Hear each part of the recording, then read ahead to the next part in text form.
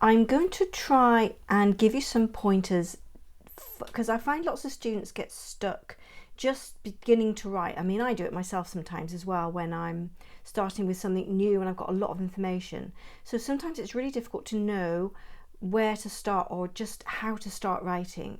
And sometimes when you've written maybe a substantial section of your work, or maybe even all of it, you might read it through and think, actually there's not a lot of continuity and logic in that, so I need to figure out why.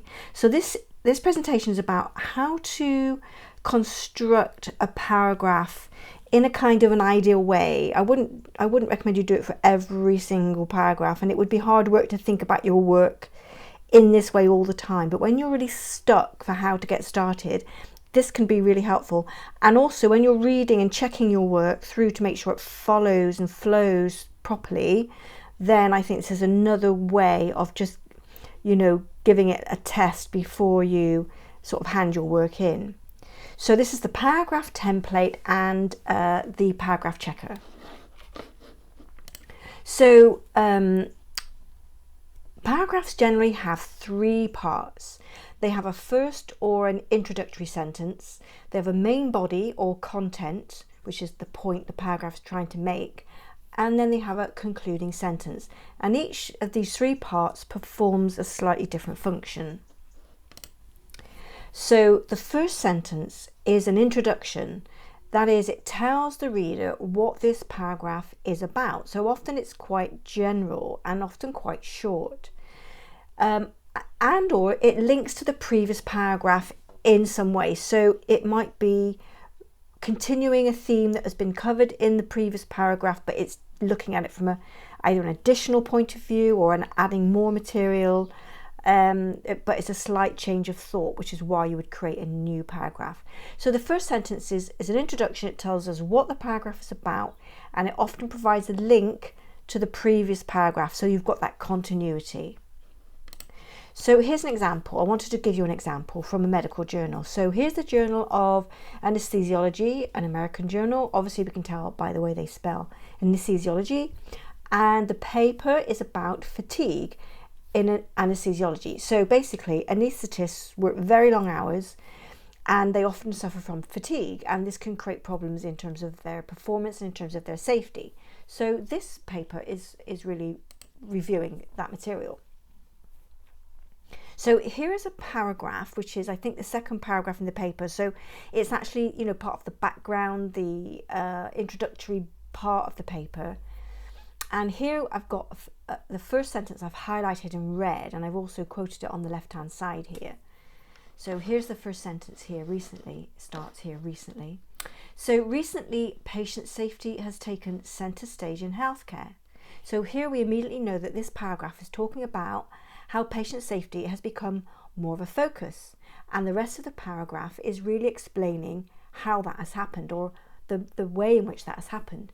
So it says, and it says it very briefly, that there are basically 3 reports or investigations that have been conducted.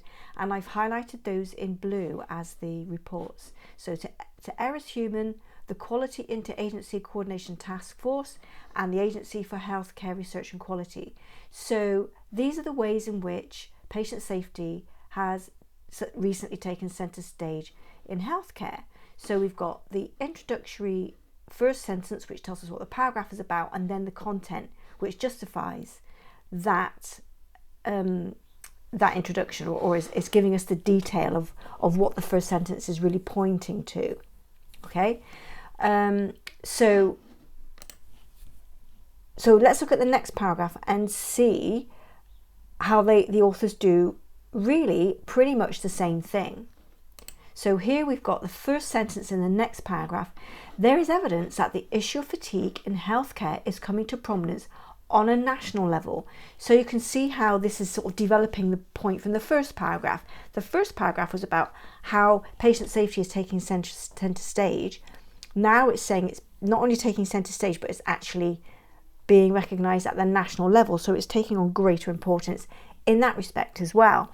So in that sense, this paragraph is developing the theme of the first paragraph. And it says that there is evidence the issue of fatigue in health is coming to prominence on a national level, and then gives examples of that prominence at the national level. So you can see how it relates to the previous paragraph because it's developing the point made there. So it's talking about organisations such as public citizens, a consortium of interested parties, legislation, and new accreditation in medical education. So it's given you the sort of the signpost of what the paragraph is about and then the detail. Now, the first sentence and the second sentence in the first two paragraphs, they are signposting the reader through the article in a very efficient way. So in a way, what you could do, if you want to get to know what a paper is about really quickly, read the first sentence of each paragraph and you will get a pretty good summary of what it's about, if it's well written, that is. Now, when you're writing, you could use those sentences and extract them as bullet points to summarise the article quickly and easily. And if you're writing in medicine and health, you're often required to create a box, which is like, easy, quick and easy, ready reckoner of what this paper is about, so people can work out whether it's actually something they want to read in full. Also, if you're a linear writer, it's a great way to plan your work. Write these introductory sentences first and then pad out the paragraph with the detail afterwards. But that doesn't work for everybody, and you've got to really know what your work is about before you start, pretty much, or at least the section you're writing. And sometimes you don't, because if you're working with a data set, then you're really working from the data outwards. So here's some more examples. So that's a research paper in anesthesiology. So here's a paragraph from chapter 1 of Hofstadter's book on American history, and he does the same thing. I'm not going to reproduce the paragraphs because they're very long. Some of them are very long, but he still uses the same principle. So he's talking in chapter 1 on this page 29. If you want to look it up, here's the reference here, page 29 of Hofstadter's book, The Age of Reform, 1962. So here he says, the Jeffersonians, moreover, made the agrarian myth the basis of a strategy of continental development. Now, here the word moreover shows how this paragraph links to the previous paragraph, because it's more of something. So if it's more of something, then it's presumably something relating to what's come before, but a bit more of it. So this is providing a really lovely link to the previous paragraph. And it develops further the content and ideas in that paragraph that came before. So other phrases that we can use that indicate a link are things like additionally, in addition, furthermore, further, alongside, simultaneously, connecting words like that. So the other thing our introductory sentence of a paragraph might suggest is that we're now discussing either an opposite position to that in the previous paragraph. So we might be developing an argument, or maybe two threads of an argument along parallel lines. So we might intersperse paragraphs with opposite positions. We might then say things like, to connect paragraphs together, on the other hand, notwithstanding, alternately, or however. So we might use these phrases to introduce material that opposes content in the previous paragraph, or to deviate temporarily from our main argument, especially if we want to develop a point in more detail before returning to our main argument. So the main body of the paragraph contains the content. So using the previous example, paragraph A1, going back to Anesthesiology by Howard et al., they're going to describe the Institute of Medicine's report, the QIC task force, and action by the Agency for Healthcare Research and Quality, all of which discuss medical errors and their impact on patients. That is to say, they have a common theme, so that's why they're all together in one paragraph.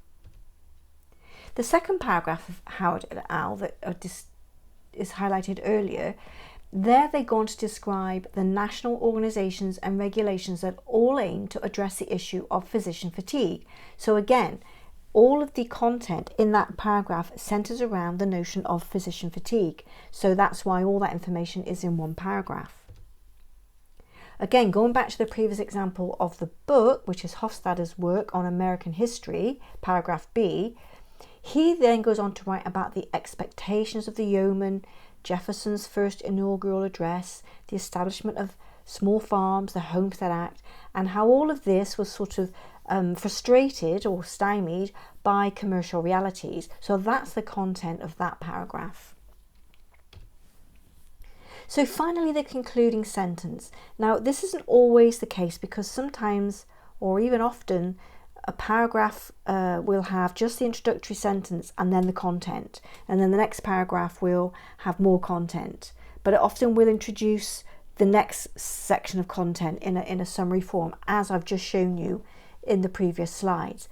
But often you'll find longer paragraphs, particularly that are discussing perhaps a great deal of content.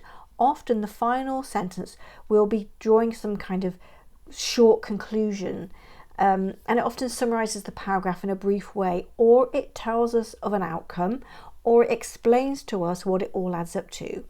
Often the final sentence in a paragraph will provide a link to the next paragraph, a bit like this.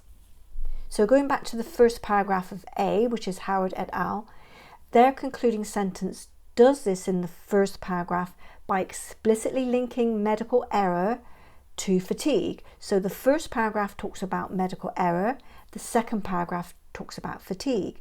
So the concluding sentence makes that link clear, because it says, in addition to the multiple recommendations to improve patient safety, the report from the Agency for Healthcare Research and Quality included a review on sleep, fatigue, and medical errors.